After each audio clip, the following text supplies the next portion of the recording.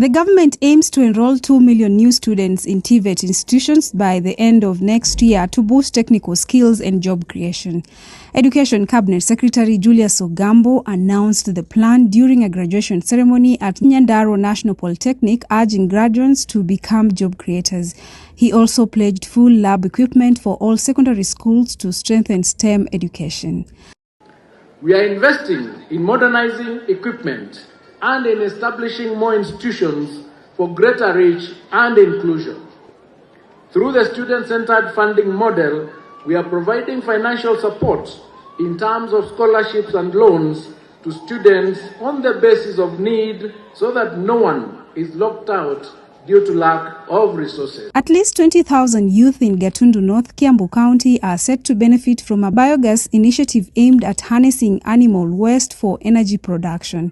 Member of Parliament Njoroge Karuria said the region's strong dairy and livestock base makes it ideal for biogas generation and is working with the Ministry of Agriculture to install gas chambers for farmers. The project seeks to engage youth productively and curb social vices like alcoholism.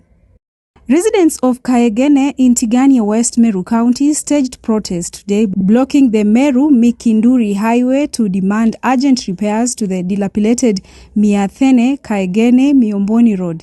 They described the road as dusty, potholed, and often impassable, blaming years of neglect and broken promises from their area member of parliament.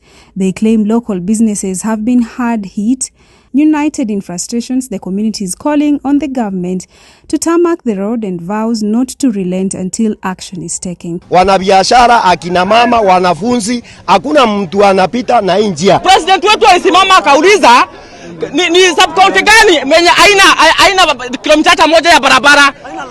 MP wetu alikuwa ameketi hapo hakuongea. Sisi kama wananchi wenye tulikuwa huko ndo tuliamuka tukapiga nduru huko tukasema ni Tigania West. To sports, where Kenya National Paralympics Committee is finalizing preparations for the 2025 World Para-Athletics Championships set to take place in India from September 27th to October 5th. Team Kenya will be represented by a 34-member delegation, including 24 athletes and 10 officials, blending experienced and emerging talent. Training is currently underway at multiple venues, including Kenyatta University, Ulinzi Sports Complex, Kenya Prisons, and the Eliud Kipchoge Complex in Kapsabet. The team will compete across all disciplines: sprints, field events, long and short distance races. Officials are now calling on Kenyans to rally behind the athletes as they gear up to represent the nation on the global stage. As we go there, we also want to advocate, create awareness that disability cannot limit you to do anything.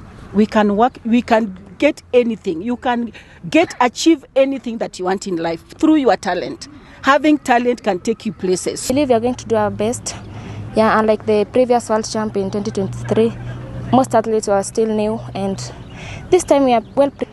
I'm looking at to finish at the podium because I'm well prepared. I believe in my training. Trying to sharpen and just improve on the areas that we feel are areas of improvement from like the previous experiences. So, because for example, for me, I'm working on improving the transition between acceleration and top speed, and of course now learning how to run the 400 better. And that's it from the Eastleigh Voice News Desk.